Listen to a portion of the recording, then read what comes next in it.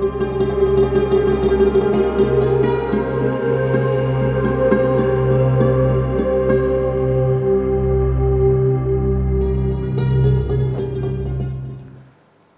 আলাইকুম ওয়া রাহমাতুল্লাহি ওয়া বারাকাতুহু নাহমাদুহু ওয়া নুসাল্লি আলা রাসূলিহিল কারীম আম্মা বা'দ। প্রিয় দর্শক মণ্ডলী, সুন্দর এই সময়ে বিশ্বের যে প্রান্ত থেকে আপনাদের সকলের প্রিয় চ্যানেল দেশ টিভির পর্দায় আমাদের সাথে যুক্ত হয়েছেন, প্রত্যেককে আন্তরিক মোবারকবাদ, প্রীতি এবং শুভেচ্ছা জানাচ্ছি ইসলামী জীবন ও জিজ্ঞাসার আজকের এই পর্বে। সাথে আছি মোহাম্মদ আল আমিন খান। দর্শক অতিথি হিসেবে যুক্ত হয়েছেন বাংলাদেশের বরেণ্য ইসলামিক স্কলার, বিশিষ্ট ইসলামী চিন্তাবিদ এবং শিক্ষাবিদ মুহতারাম মুফতি ইকবাল হোসেন খতিব, সাতঘরিয়া কবরস্থান জামে মসজিদ কমপ্লেক্স। আসসালামু আলাইকুম ওয়া রাহমাতুল্লাহি ওয়া বারাকাতুহু। ওয়ালাইকুম আসসালাম ওয়া রাহমাতুল্লাহ। ভালো আছেন মোহতারাম? আলহামদুলিল্লাহ। আপনাকে স্বাগত জানাচ্ছি আমাদের চমৎকার আয়োজনে। শুকরিয়া। প্রিয় দর্শক, ইসলামিক যে কোনো প্রশ্ন করতে স্ক্রিনে দেখানো নাম্বারে ফোন করে জীবন ঘনিষ্ঠ ইসলামিক যে কোনো প্রশ্ন করতে পারেন।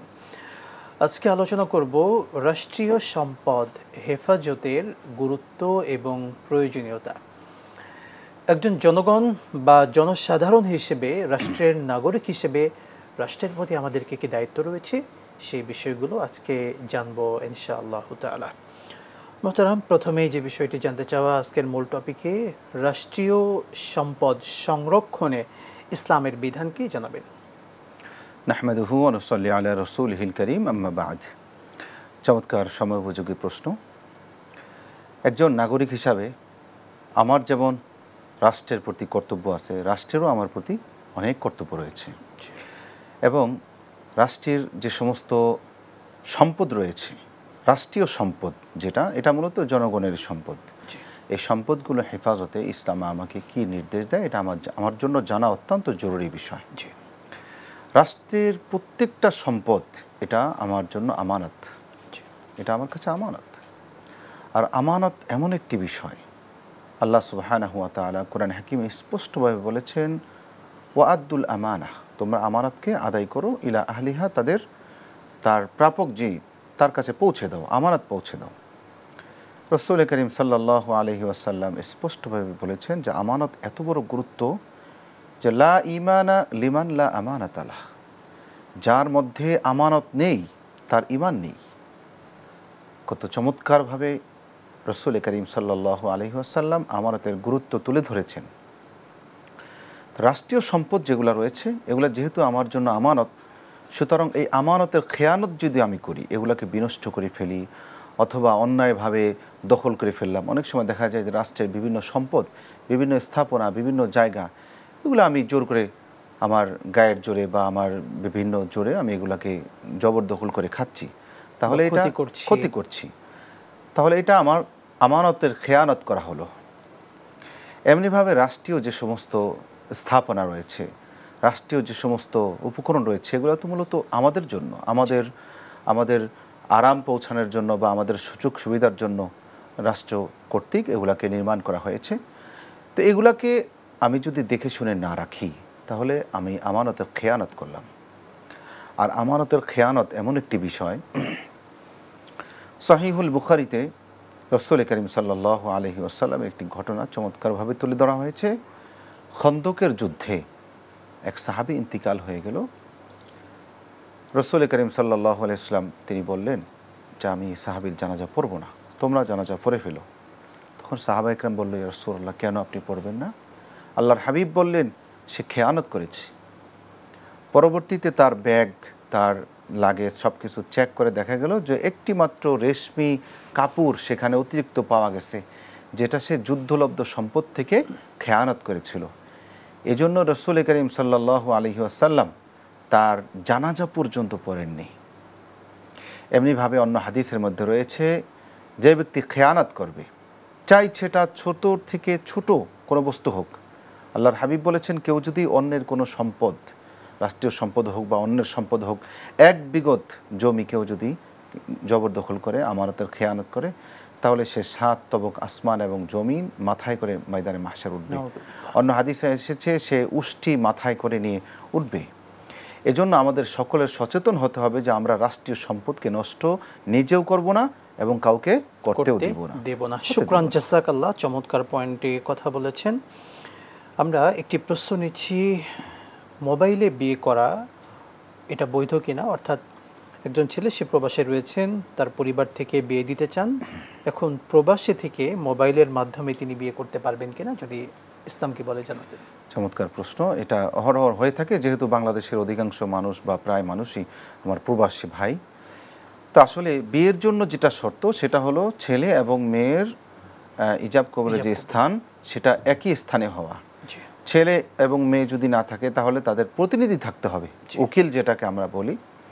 তো মোবাইলে কেউ যদি উকিল নিযুক্ত না করে, দেশে কোনো উকিল নিযুক্ত করলো না, সে মোবাইলের অপর প্রান্ত থেকে সে কবুল বলল, তাহলে এক্ষেত্রে বিয়েটা শুদ্ধ হবে না, যেহেতু ছেলের স্থান এবং মেয়ের স্থানটা এক নয়।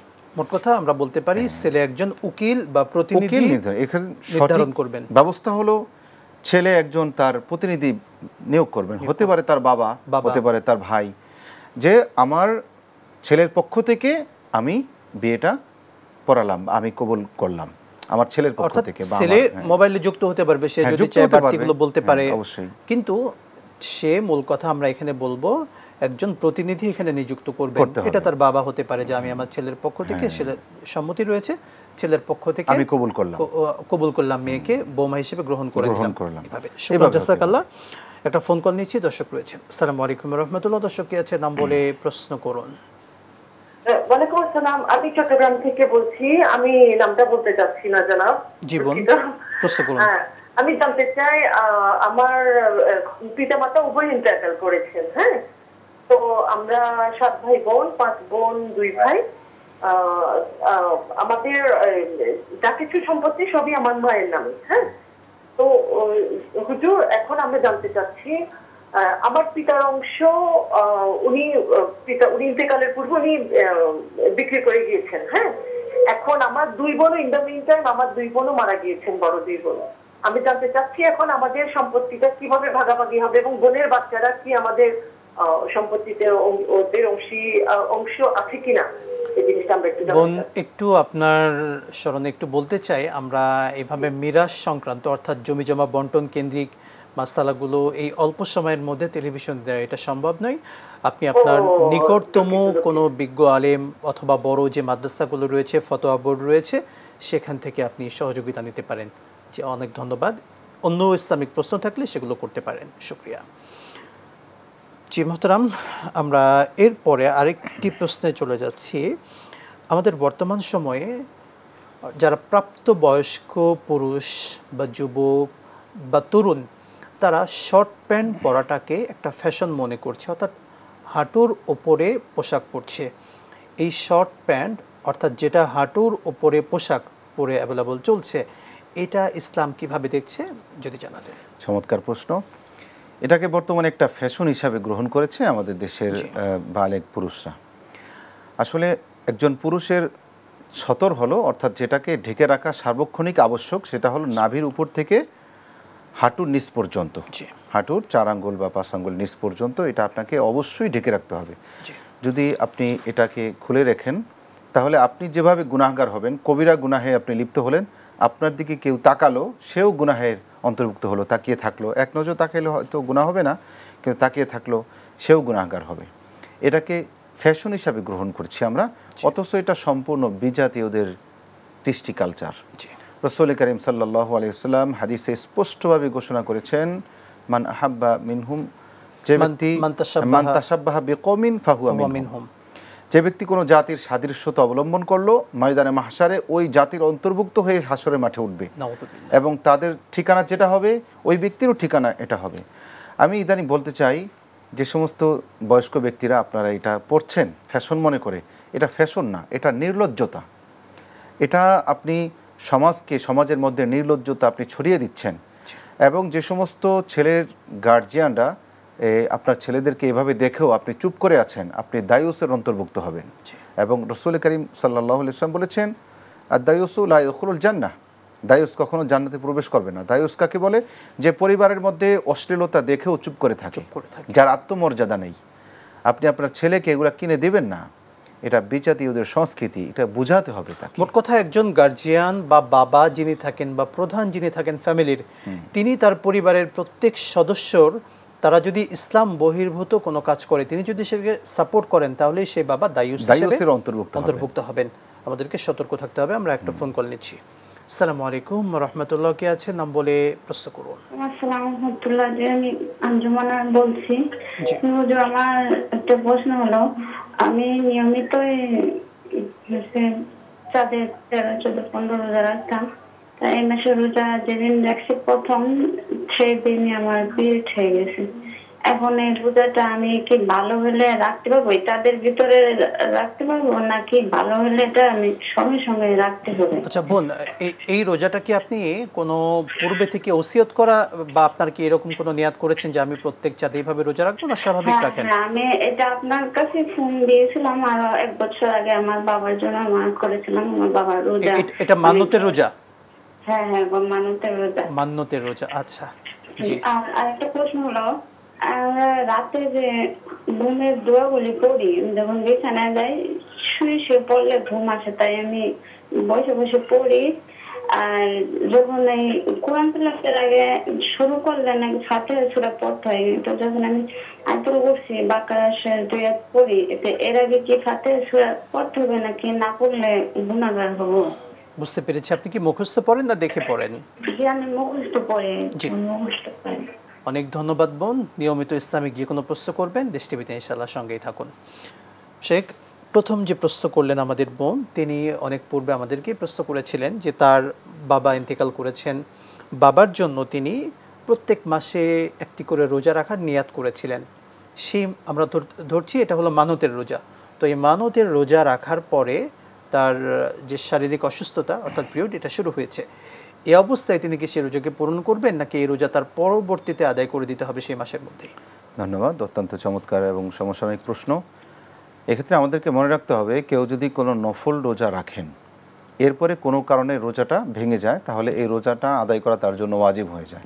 পরবর্তীতে সে যখন সুস্থ হবে আদায় করতে হবে। আর মানতের রোজা যেহেতু এটাকে অবশ্যই আদায় করতে হবে, সে যখন সুস্থ হবে তখন সেটা সে পূর্ণ করে দেবেন, তাহলেই হয়ে গেল। মোট কথা মান্যতের রোজা হোক অথবা নফল রোজা হোক, যদি কোনো কারণবশত এটা ভেঙে ফেলে অথবা ভেঙে যায় তাহলে এটা আদায় করা তার জন্য অবশ্যই ওয়াজিব, যদিও সেটা নফল রোজা। শুকরান, জাযাকাল্লাহ। আরেকটি প্রশ্ন আমাদের বোন করলেন যে রাত্রে তিনি ঘুমানোর পূর্বে মাশাআল্লাহ খুব ভালো তিনি সূরা বাকারার যে শেষের আয়াতগুলো আছে আয়াতুল কুরসিগুলো পড়েন, কিন্তু এগুলো পড়ার পূর্বে আমরা অনেক সময় বলি যে শুরুতে সূরা ফাতিহা পড়তে হয়। ফাতিহা পড়া জরুরি কিনা যদি বলতেন? না, সূরা বাকারার শেষে 2 আয়াত কেউ যদি তেলাওয়াত করে বা আয়াতুল কুরসি তেলাওয়াত করে, এক্ষেত্রে বা যে কোনো আয়াতই তেলাওয়াত করুক না কেন সূরা ফাতিহা তাকে বাধ্যতামূলক পড়তে হবে না। এটা সে চাইলে পড়বেন, অন্যথায় অ্যাভয়েড করবেন, এটা কোনো বাধ্যবাধকতা নেই। তবে অবশ্য সূরা ফাতিহা এবং সূরাতুল ইখলাস এগুলা ঘুমের শুরুতে পড়লে অনেক ভালো সওয়াব পাওয়া যায়, সেই হিসাবে পড়তে পারেন, কিন্তু কোনো বাধ্যবাধকতা তার জন্য নেই। যদি একটু বলতেন যে আমরা রাত্রে ঘুমানোর আগে ইসলাম সম্মতভাবে ইসলাম কিভাবে শিক্ষা দেয় যে কিভাবে ঘুমাতে পারি বা ঘুমানোর পূর্বে কোন কোন আমল বা দোয়াগুলো পড়তে হবে? চমৎকার বিষয়। আসলে ঘুম এটা আল্লাহ তাআলার অনেক বড় একটি নিয়ামত এবং এমন একটি বড় নিয়ামত, কেউ যদি বিজ্ঞান বলে যে 10 দিন কেউ যদি না ঘুমায় তাহলে তার পক্ষে বেঁচে থাকা অসম্ভব। হ্যাঁ, প্রায় 10 দিন না ঘুমিয়ে মানুষ থাকতে পারে, এরপরে থাকা সম্ভব নয়। তো ঘুম আল্লাহ সুবহানাহু ওয়া তাআলার অফুরন্ত একটি নিয়ামত। এর পূর্বেও রাসূল করিম সাল্লাল্লাহু আলাইহি ওয়াসাল্লাম আমাদেরকে চমৎকার কিছু পদ্ধতি শিক্ষা দিয়েছে যেগুলো অবলম্বন করলে আমার ঘুমটা ইবাদত হয়ে যাবে। এভাবে সবচাইতে বড় যেটা সেটা হলো এশারের নামাজ কেউ যদি জামাতে আদায় করলো, মা বোনরা ঘরে আদায় করলো, ফজরের নামাজ পড়লো উঠে আবার, তাহলে তো রাসূল করিম সাল্লাল্লাহু আলাইহি ওয়াসাল্লাম বলেছে যে তোমার সারা রাত্র নফল নামাজের মধ্যে কেটেছে বলে আল্লাহ সুবহানাহু ওয়া তাআলা তোমার আমলনামায় উঠিয়ে দেবেন। সুবহানাল্লাহ। এখন আমি অনেক আমল করলাম কিন্তু এশার নামাজটাই পড়লাম না, তাহলে আমার এই সব আমলগুলো বিফলে যাবে। এজন্য ঘুমানোর জন্য সবচাইতে বড় হলো আমি এশারের নামাজটা পড়ে ঘুমাবো, কারণ এই ঘুম হলো মৃত্যুর ভাই। ঘুমকে মৃত্যুর ভাই বলা হয়েছে। ঘুম থেকে আমি যদি চোখ খুলি তাহলে সকাল, আর যদি চোখ না খুলি তাহলে পরকাল। তা আমি যদি এশারের নামাজটা না পড়ে ঘুমালাম তাহলে আল্লাহ সুবহানাহু ওয়া তাআলার সাথে আমি এমত অবস্থায় সাক্ষাৎ করব যে আল্লাহ আমার প্রতি প্রচণ্ড রাগান্বিত থাকবেন, যেহেতু আমি আল্লাহ তাআলার বিধানকে লঙ্ঘন করে এসেছি। আর যদি আমি নামাজটা পড়ে ঘুমাই আর ঘুমের মধ্যে আমার ইন্তিকাল হয়ে যায়, তাহলে আল্লাহ সুবহানাহু ওয়া তাআলা আমার প্রতি প্রচণ্ড রকমের খুশি থাকবেন। এই জন্য এশার নামাজ আমাকে অবশ্যই পড়ে এরপরে ঘুমাতে হবে। এরপর রয়েছে যে পাক পবিত্র অবস্থায় ঘুমানো, ওযু করে নেওয়া ঘুমের জন্য, হ্যাঁ, এবং ডান কাতে শোয়া। এবং ঘুমের আগে যে সমস্ত আমলগুলো রাসূলুল্লাহ সাল্লাল্লাহু আলাইহি ওয়াসাল্লাম করেছেন এবং শিখিয়েছেন, তার মধ্যে অন্যতম হলো আয়াতুল কুরসি। আল্লাহ রসুল হাদিসে বলেছেন, কেউ যদি আয়াতুল কুরসি পড়ে ঘুমায়, সারা রাত্র তাকে পাহারাদারের জন্য আল্লাহ তাআলা একজন ফেরেশতা নিযুক্ত করে দেন। কত বড় চমৎকার জিনিস। এমনিভাবে আরও রয়েছে তাসবিহে ফাতিমি, 33 বার সুবহানাল্লাহ, 33 বার আলহামদুলিল্লাহ, 34 বার আল্লাহু আকবার। এগুলা পরে কেউ যদি ঘুমায়, আল্লাহর হাবিব বলেছেন যে ঘুমানোর আগে এগুলা তো নেকির, দুনিয়াতে নেকির হিসাবে 100টা হলো, কিন্তু মিজানের পাল্লা এগুলা 1000 বলে গণ্য হবে। সুবহানাল্লাহ। মোট কথা এই আমলগুলো করবে এবং সেই সাথে আমরা ঘুমের দোয়া রয়েছে, সূরা মুলক আছে, ঘুমানোর পূর্বে পড়তে পারি। শুকরান, জাযাকাল্লাহ। বিরতির পরে আমরা বিস্তারিত শুনছি আরো। প্রিয় দর্শক মণ্ডলী, দেখছিলেন চমৎকার আয়োজন। সময় হয়েছে ছোট্ট বিরতির, সাথেই থাকুন, ফিরছি ইনশাআল্লাহ। বিরতির পরে আরও একবার স্বাগত জানাচ্ছি আপনাদের প্রিয় চ্যানেল দেশ টিভির পর্দায় প্রিয় আয়োজন ইসলামী জীবন ও জিজ্ঞাসার আজকের এই পর্বে। প্রিয় দর্শক, ইসলামিক যে কোনো প্রশ্ন করতে স্ক্রিনে দেখানো নম্বরে ফোন করে প্রশ্ন করুন। মোহতারাম, আজকের মূল টপিক ছিল রাষ্ট্রীয় সম্পদ সংরক্ষণের গুরুত্ব এবং প্রয়োজনীয়তা। আমরা একটি প্রশ্ন নিচ্ছি। আমাদেরকে কাউসার হোসাইন নামে প্রশ্ন রেখেছেন, অন্যায়ভাবে যারা মানুষ হত্যা করে এদের ব্যাপারে ইসলামের বিধান কি? চমৎকার। আসলে একজন মানুষ আল্লাহ সুবহানাহু ওয়া তাআলার সবচাইতে শ্রেষ্ঠ সৃষ্টি, নিঃসন্দেহে।